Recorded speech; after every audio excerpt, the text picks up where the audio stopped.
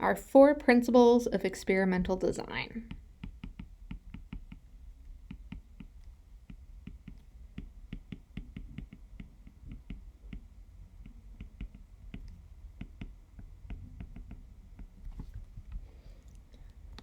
So, a well-designed experiment should compare at least 2 groups, a treatment group and a control group. So you have to have some treatment that you apply to one group and that you don't apply to another group so that you can compare the 2 groups. It should have experimental units randomly assigned to the groups, either by flipping a coin, using a random number generator, pulling numbers out of a hat, etc. The random assignment helps control for confounding factors. The idea is that any possible confounding variables will be evenly distributed between the 2 or more groups because of the random assignment. So they will not influence the results. They should have more than 1 experimental unit in each group. Ideally more than 2. You should have a decent sized group, as big as you reasonably can, depending on the experiment. And also it should control for potential confounding variables where appropriate. So in the gender bias study, this was having the resumes be identical except for the different name. So not introducing differences other than the treatment. So, randomization, we want to randomly assign experimental units to groups. Randomly assigning experimental units to groups controls for many of the confounding variables. So, random number generator, picking names to assign experimental units to a group in an experiment. Same way that we randomly select subjects for observational studies. Remember that an explanatory variable is the one we suspect causes something to happen, also known as the independent variable. And a response variable is the one we suspect is caused by another variable, also known as the dependent variable. A study is designed to test the effect of light level and noise level on exam performance of students. The researcher also believes that light and noise levels might have different effects on males and females, so wants to make sure both genders are equally represented in each group. Which of the below is correct?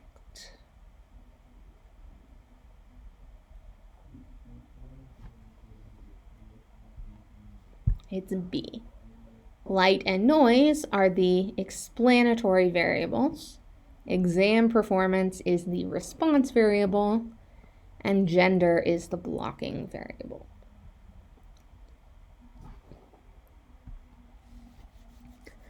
All right, so recall, blocking is when we have a variable that we think influences our results other than the explanatory variable that we want to control for.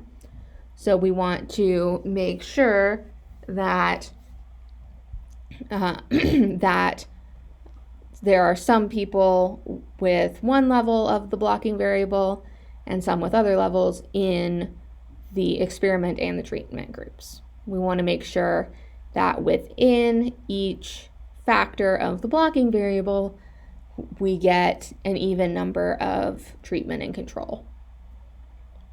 So, for instance, if we're designing an experiment to investigate if energy gels make you run faster, the treatment is the energy gel. Control would be a group that does not get the energy gel. But if we suspect that energy gels might affect pro and amateur athletes differently, we would want to block for pro status. So first, divide the sample into pro and amateur athletes, and then randomly assign pro athletes to the treatment and control groups and randomly assign amateur athletes to treatment and control groups. That way, we know that we have equal amounts of pro and amateur athletes in the resulting treatment and control groups.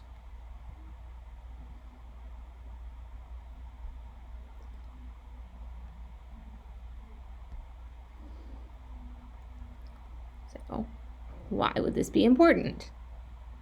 If we do a simple random sample, there's a possibility that just due to chance, or not a simple random sample, but simple random assignment, there's a possibility that just due to chance, all of the athletes end up in one group and all of the non-athletes end up in, all of the pro athletes end up in one group and all the amateur athletes end up in another group, which could introduce a potential confounding variable. By blocking, we ensure that we eliminate that confounding variable by making sure that the different factors of the blocking variable are equally represented in treatment and control groups. Other variables to block for in this experiment, gender maybe would be important to block for. That would be the big one. But other things that people can, any factor we talked about in the gender bias study, the tier of the university, we blocked for that. Whatever we think may be affecting the outcome other than the explanatory variable.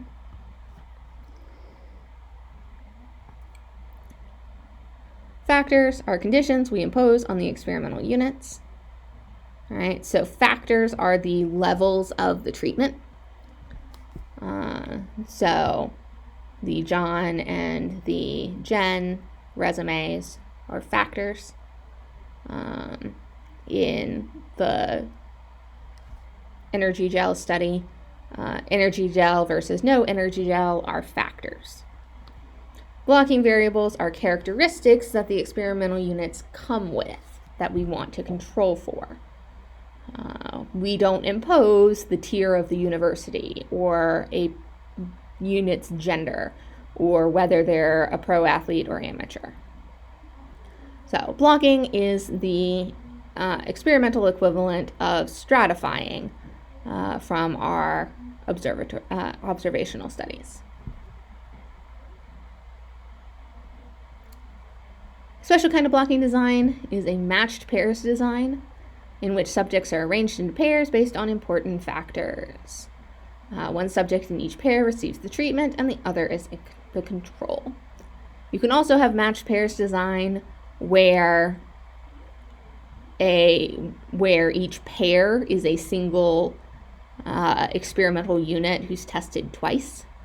So if, say, we're doing a memory test and we want to see if exercise improves memory, we could have someone take a memory test and record their score, and then run on a treadmill and then take a similar memory test. So it's matched pairs because each person gets 2 scores. Their 2 scores are the matched pair, even though it's only one person doing it. So that would be a type of matched pairs design if each unit is tested twice before and after receiving a treatment.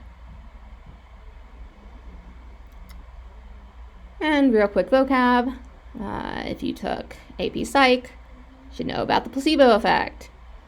A placebo is fake treatment, often used as a control group for medical studies, usually a sugar pill or an IV drip with saline. The placebo effect.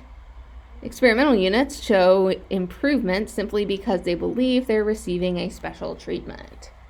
So if we don't have a control group that gets the placebo, right? So say we have, we're testing a new medication and one group, the treatment group gets the pill and the control group doesn't get anything, they know that they're not getting anything. Whereas the treatment group knows that they're getting the pill and they may improve just because they know they're getting medication. So to eliminate this, we give the control group the placebo so that nobody knows whether they're getting the placebo or the real medication, which means that the difference in improvement between the treatment group and the control group, we can say is due to the medication. An experiment is blind when experimental units do not know whether they're in the control or the treatment group. That's just kind of a part of good experimental design. For really good experimental design, the experiment should be double-blind, where both the experimental units and the researchers who interact with the patients don't know who's in the control and who's in the treatment group. In a double-blind study, you do have someone who knows, someone who designs the study and sorts the participants into treatment and control groups and arranges for the treatment to be administered, but they don't ever interact with the patients and they don't actually administer the treatment. But it is important that they know so that you can compare the two groups at the end. What's the main difference between observational studies and experiments?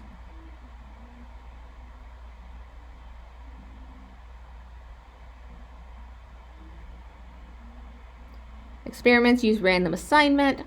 Observational studies use random sampling.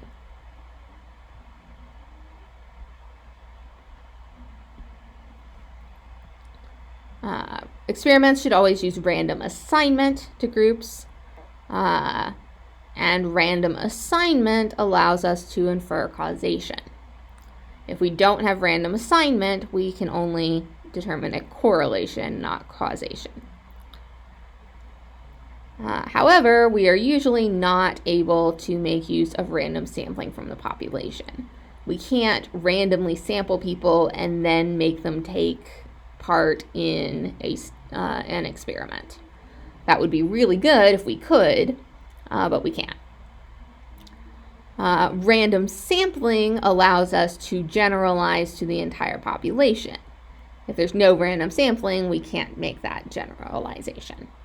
So the ideal experiment, we would randomly sample people and then randomly assign them to treatment and control groups, and we would be able to determine causation and be able to generalize that to the entire population. That usually doesn't happen. Usually, in most experiments, we have to rely on volunteers for the experiment, so there's no random sampling, which means we can't generalize to the population, but we can determine causation, only for the sample. In observational studies, we have random sampling, which means we can generalize to the population, but we don't do random assignment. So we can only determine correlation, not causation.